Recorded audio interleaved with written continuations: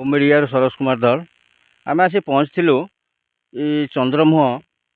पंचायत रे बाणपुर ग्राम चंद्रमुह पंचायत बाणपुर ग्राम 4 number ward ये देखंतु ये जो जगार आम आसी छिड़ाईचु ये जगह देखंतु कौली हिसाब से किमिति यातायात कर रास्ता ठारू कनेक्ट होइथिबा ये जो रास्ता आमर रहिला ये पानी रे किछि टिके पानी हेले वर्षा हेले जा हेले भी एमाने गामछा नहले घर बाहरी पारुना पिला माने स्कूल जाई पारुना पिला माने स्कूल जीवाई हेले तांको किछि ना किछि ड्रेस चेंज करी जीवाई पड़ुछि टेकिकी पिला मानकु नेकी पार करने पड़ुछि ये देखंतु अवस्था ये भिजुआल मु कहबी आम कैमरामैन को ये भिजुआल आमको देखेबे रास्ता ठार देखंतु ये रास्ता देखंतु ये पानी देखंतु ये पानी रो समस्या देखंतु ये जो घर अच्छी घर कैमरामैन को कहबे घर सब देखेबे ये घर कोउबली हिसाब रे एमाने यातायात करछंती पानी टिके हेले आंठुए पानी रे माने कोउबली हिसाब को नय नथिबा असुविधा रे माने सम्मुखीन होउछंती देखंतु आसंतु कि प्रतिक्रिया नबा माँ माने अछंती। अच्छा माँ आपण परिचय टिके देबे मो नाटा तो नाटा कहतु पुओ ना आपण ना कहतु धीरेन्द्र बाल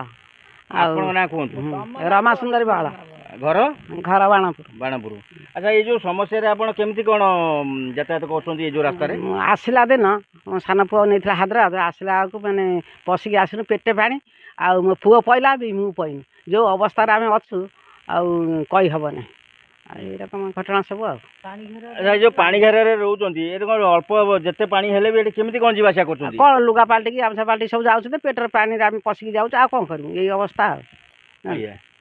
ठीक अच्छी आसतु आउ किसी प्रतिक्रिया नवा। अच्छा आपनकर परिचय टिके देबे बलराम बल आज्ञा Banapur 4 number ward 4 number ward. अच्छा ये जो समस्या एठी आपनकर उपजिची ए समस्या केमती कोन आपण ये होचंती माने ये समस्या तो नाही नथिबा समस्या एई वर्ष रे प्राय 5 थर पानी अंटे नेखा हेलानी आमे प्रत्येक काम करियको हेले गामछा पाल्टी आसिकी रोड पर पेंट पिंधिकी जुआड़ जाऊँ स्कूल पिला मानकु टेकिकी आनिकी रास्ता रे छाड़ुचु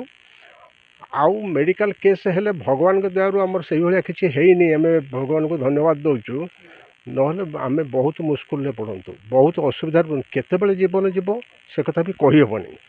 यही रास्ता मैटर आज नुहे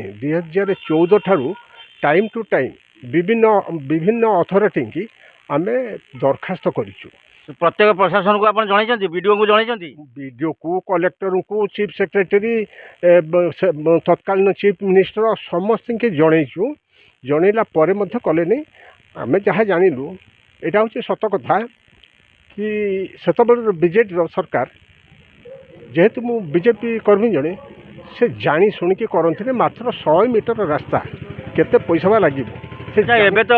बीजेपी सरकार आसिला आपण बीजेपी रे लोक कहउचंती बीजेपी सरकार आसला पर आपण प्रति कोन टिके ध्यान दिया होनी। हाँ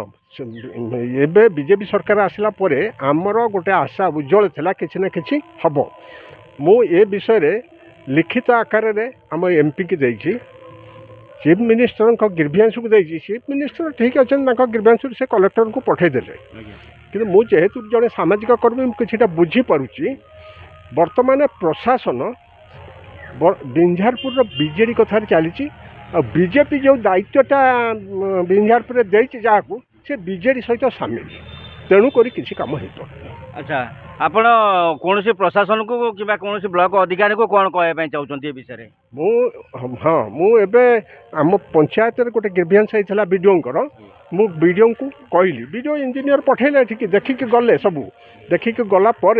से कहले एनआरजीएस रे कामटा करदेवा मुझे केमी सार करेंगे मुझे जानी कि आम कामटा हवा दरकार